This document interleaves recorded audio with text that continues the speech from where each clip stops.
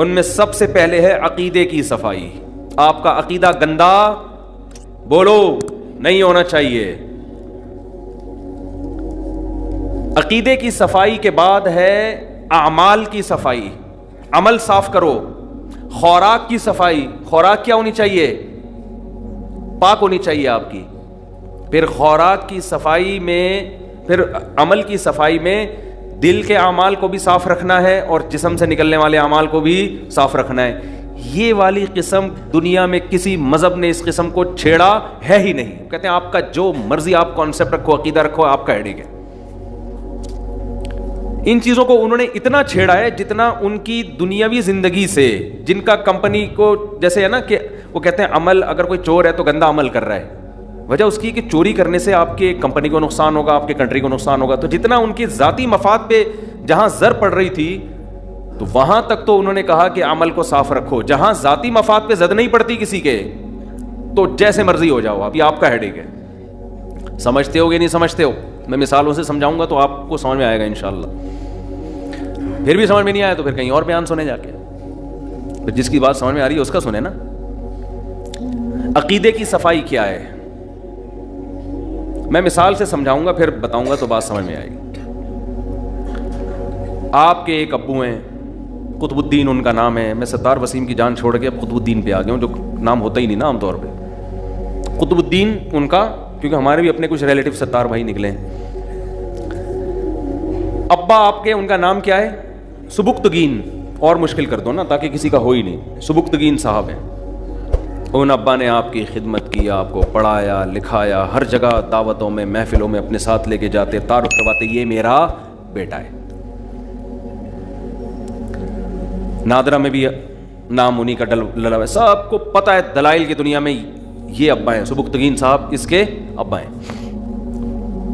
ایک دن آپ نے اپنے ابا سے کہا, ابا میں ابھی تک کنفیوژن میں ہوں کہ آپ بھی میرے ابا ہیں اور شاید وہ والے بھی ابا ہیں. اب بیٹا چاہے ڈیٹول سے نہا کے آیا ہوا ہو, عود کی خوشبوؤں میں نہایا ہوا ہو, آپ بولو گے یہ کانسیپٹ کے لحاظ سے پلید ہے, گندا ہے, معذرت کے ساتھ گالیاں دو گی, غیرت لیس آدمی ہے یہ. نفرت ہوگی کسی بھنگی اس کی گندگی کی وجہ سے. اتنی نفرت کسی صاف ستھرے آدمی کو نہیں ہوگی جتنی آپ کو اس کے عقیدے سے بدبو محسوس ہونا شروع ہو جائے گی. آپ بولو گے وہ بھنگی تیرے سے اچھا ہے, چمار تیرے سے اچھا ہے. آپ کے 2 بیٹے تھے نا, ایک طرح بھنگیوں کی طرح رہتا ہے. آپ کو بتاؤ اسمیل کس میں زیادہ آئے گی؟ اسمیل سے مراد کہ جس اسمیل کی وجہ سے نفرت ہوتی ہے, آپ کو اس کے چہرے سے نفرت ہو جائے گی کہ یار تو کیا کر رہا ہے, تو مجھے باپ ماننے کے بجائے کسی اور کو باپ مان رہا ہے, یا میرے باپ ہونے کا انکار کر رہا ہے. دیکھو انسان کی نیچر ہے ہر بری چیز. دیکھو گندگی سے بھی نفرت کیوں ہوتی ہے کہ وہ بری ہوتی ہے. تو اصل نجاست کیا ہے؟ برائی. وہ اصل نجاست ہے.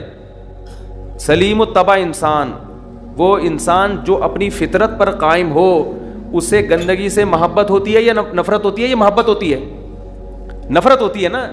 ہاں جو نیچر پہ قائم ہی نہ ہو اسے گندگی سے محبت شروع ہو جاتی. بھنگی کو گندگی سے محبت نہیں ہوتی, نیچر سے ہٹ چکا ہوتا ہے وہ. سمجھ میں آ رہی بات کہ نہیں آ رہی ہے؟ لیکن ایک نارمل آدمی کو ہمیشہ گندگی اور اسمیل بدبو سے کیا ہوگی؟ نفرت. تو یاد رکھو جو آدمی اپنی فطرت پہ قائم ہے اسے برائی سے محبت نہیں ہوتی, برائی سے نفرت. اور برے آدمی سے بھی نفرت, برے آدمی سے بھی اس کا دل اس کی طرف مائل نہیں ہوگا. جب پتہ چلے گا نا یہ آدمی ایسا ہے, چور ہے, تو ایک انسان کی طبیعت اس کی طرف سے کھنچتی ہے. دیکھو جب ہم کسی کی تعریفیں سنتے ہیں, یار یہ ایماندار آدمی ہے, یہ کبھی جھوٹ نہیں بولتا, ایک دم جذبات آتے ہیں نا, اس کی طرف طبیعت مائل ہوتی ہے کہ میں بھی جا کے حضرت جی سے کہ ہاتھ چوموں, حضرت جی سے گلے ملوں, اتنے اچھے ہیں. یہ انسان کی نیچر ہے, چاہے گورا ہو, کافر ہو, مسلم ہو, سب کی نیچر ہے یہ. تو اصل میں انسان کی نیچر یہ ہے کہ اسے گندگی سے نفرت ہوتی ہے. برائی سے نفرت ہونا اس کی علامت ہے کہ برائی بھی کیا ہے؟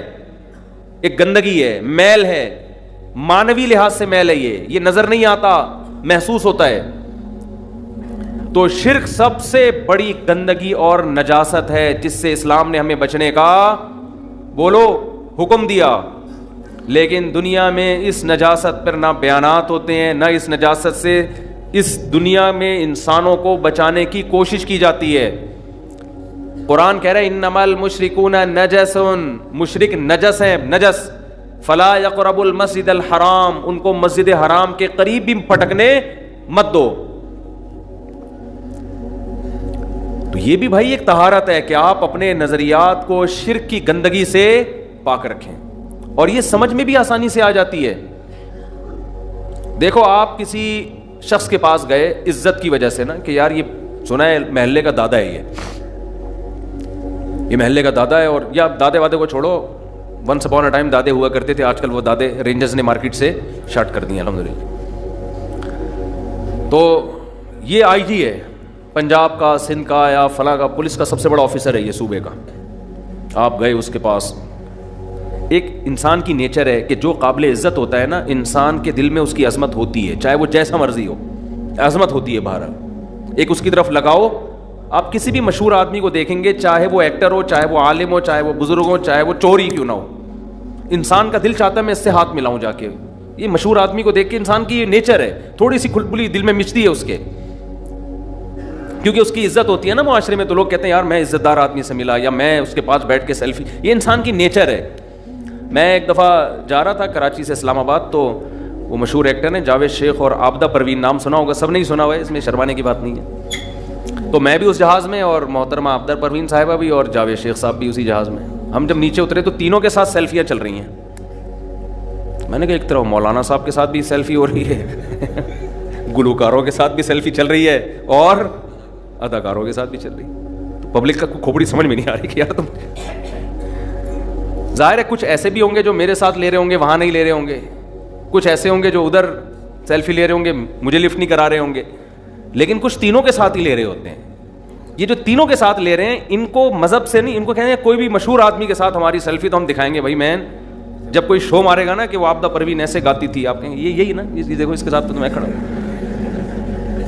یہ کیا ہے, کیا اوقات ہے بھائی, جب چاہو سیلفی بنا کے کھڑے تو تم پتہ نہیں کیا سمجھ رہے ہو. تو یہ ہوتا ہے سیلفی کا ایک بڑا مقصد, محبت بھی ہوتی ہے لیکن یہ بھی ہوتا ہے بعض دفعہ. تو اب آپ گئے کسی عزت دار آدمی کے پاس, اس کی عظمت آپ کے دل میں, آپ گئے, سر آئی جی ہے جی, آپ بیٹھ گئے, آپ اس کے پاس جا کے. آئی جی کو آپ نے دیکھا پروٹوکول سے نکلتا ہے, دائیں بائیں گاڑیاں, بڑی عزت. لیکن آپ نے کسی آئی جی کو دیکھا کہ وہ کیا کر رہا ہے, ایک بھنگی کے پاس جا رہا ہے جو گٹر میں گھسا ہوا ہے. معذرت کے ساتھ, بھنگی میری نظر میں قابل توہین نہیں ہے, تو آخرت میں اعمال سے پتہ چلے گا کون جنتی کون جہنمی. لیکن مثال کے لیے تو مثالیں تو اسی دنیا کی سمجھائی جائیں گی نا. تو آپ نے دیکھا بجائے پروٹوکول کے کہ دائیں بائیں گاڑیاں ہوتی اس کے اور سلوٹ ہوتے, یہ کیا کر رہا ہے, ایک بھنگی کو نکالا اس نے اور اس کے سامنے جھکا ہوا ہے ایسے کر کے, سمجھ رہے ہیں, اور اس سے کہہ رہے کہ سر آپ پلیز میرا ایک کام اٹکا ہوا ہے, ٹھیک ہے نا, آپ میرا یہ کام, مجھ پر کسی نے ایف آئی آر کٹوائی ہے, آپ پلیز اس ایف آئی آر سے مجھے بچا لیں. آپ کی نظر میں اس واقعے کے بعد اس آئی جی کی کوئی ویلیو رہے گی؟ کہو گے یار یہ تو ہم سے بھی گرا پڑا ہے یار, جس کو ہم لفٹ نہیں کراتے, جس سے ہم اپنے گٹر صاف کرواتے ہیں, یہ تو اس کے پاس درخواست لے کے گیا ہوا ہے. اس واقعے کے بعد آپ اس کے ساتھ کبھی سیلفی بنوانا پسند نہیں کرو گے. انسان کی جو ویلیو ہے نا اس کائنات میں, اشرف المخلوقات, تمام مخلوق میں سب سے زیادہ قابل احترام ہر انسان آئی جی ہے, چاہے وہ بھنگی کیوں نہ ہو, وہ جانوروں سے کروڑا گنا افضل ہے. اب انسان وہ مقام جو خدا کو دینا چاہیے تھا, وہ مقام پتھر کے بنے ہوئے بتوں کو دینا شروع کر دے, وہ مقام قبروں میں مردوں کو دینا شروع کر دے, قبر کو دینا شروع کر دے, تو خدا کی قسم اس نے اپنا مقام اس آئی جی جو بھنگی کے سامنے جھکا ہوا تھا, اس سے ریکویسٹ کر رہا تھا, اس سے بھی زیادہ اپنا مقام گرا دیا اس نے, کہ تو اشرف المخلوقات ہو کے خدا, اس نے تو بھنگی کو خدا نہیں بنایا تھا, یہ تو اس کو اس بھنگی سے بھی زیادہ اونچا مقام دے رہا ہے, جس کی حیثیت بھنگی سے بھی کم ہے. کوئی چوہے کی عبادت کر رہا ہے, کوئی قبروں کی عبادت کر رہا ہے, کوئی جناب بتوں کی عبادت کر رہا ہے. یہ بت بھنگیوں سے بھی کم درجے کے ہیں, اس لیے کہ وہ تو پھر بھی انسان ہے نا. آپ اشرف المخلوقات ہو کے, جس کے لیے پوری کائنات بنائی گئی ہے, آپ اتنی عزت دار ہو کے آپ جھک کس کے سامنے رہے ہو, اس سے ریکویسٹ کر رہے ہو کہ میری بگڑی بنا دو, میری شادی کرا دو, میرے روزگار دلا دو, مجھے اولاد نہیں ہو رہی, میری اولاد دے دو. اس لیے قرآن کہہ رہا ہے یہ پلید لوگ ہیں, صحیح ہے نا, گندے ہیں, ان کے 3 پیس سوٹ اور ٹائی کو اور ڈیٹول سے نہانے کو مت دیکھو, ان کے جسم سے جو پرفیوم کی خوشبو آ رہی ہے نہیں دیکھو, یہ عقیدے اور کانسیپٹ کے لحاظ سے کانما خر من السماء, ایسے ہے جیسے آسمان کی بلندیوں سے زمین کی پستیوں میں دفن ہو گئے ہوں.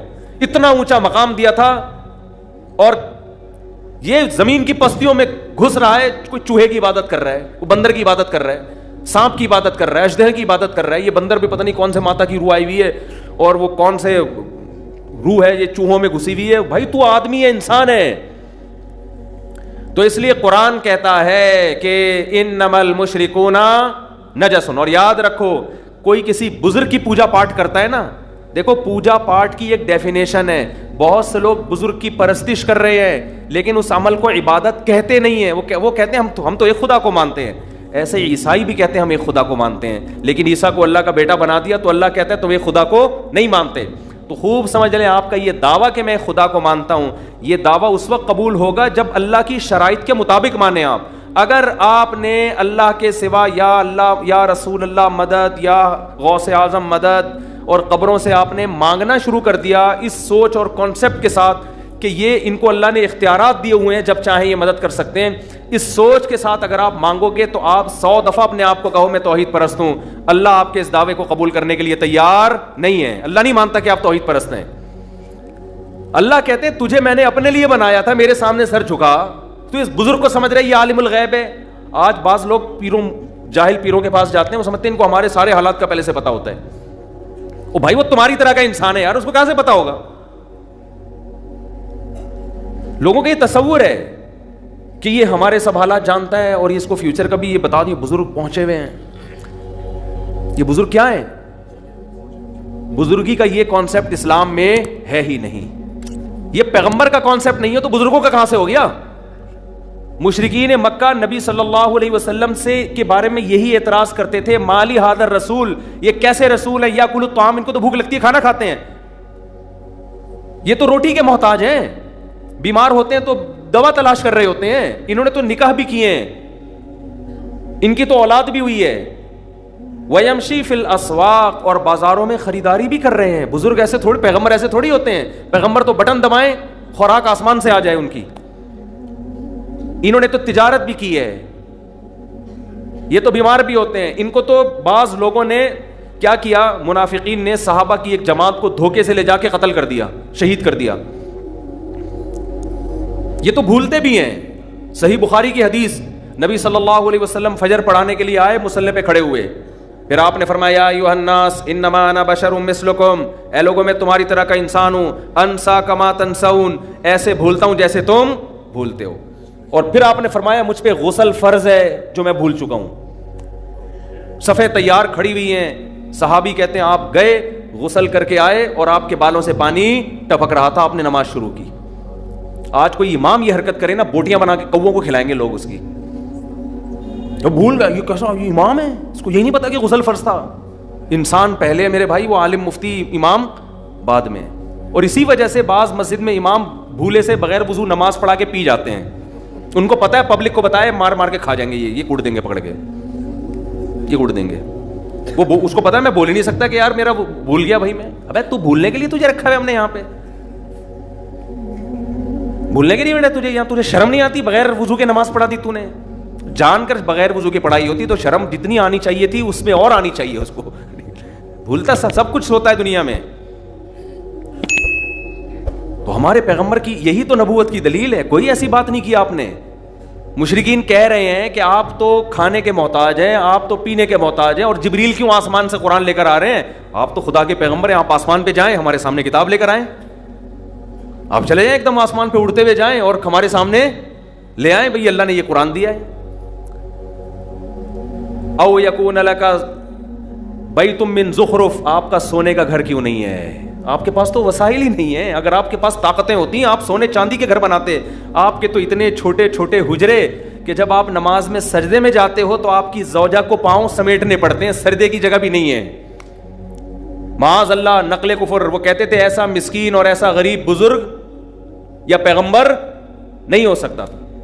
پتہ نہیں اس مشرک نے ہمارے دور کے جو جعلی پیر ہیں وہ دیکھے ہوں گے ان مشرکین نے, کیونکہ اتنے موٹے موٹے کٹے اور دمبے حقیقت ہے نظرانے کے پھوڑ رہے ہوتے ہیں. ایک دمبا ہوتا ہے, کسی پیر صاحب کو ہدیہ ملا, ہدیے پر گورنمنٹ کی طرف سے کوئی پابند, کوئی کسی کو دمبا بھی دے سکتا ہے, بکرا بھی دے سکتا ہے, گھڑی بھی دے سکتا ہے, اس پہ نہ ہمیں اعتراض ان لوگوں پہ ہے جو روحانیت کے نام پہ دمبے کٹواتے ہیں کہ اس سے بلائیں ٹلتی ہیں, تعویذ دے دیا, 2 بکرے لیا, 1 مرغی لیا, لا بھی میرے پاس ہی, اور بڑے ہوشیار ہوتے ہیں, شروع میں کہیں گے وہیں کاٹ دو, پھر کہیں گے چلو ادھر لا کے کاٹ دو.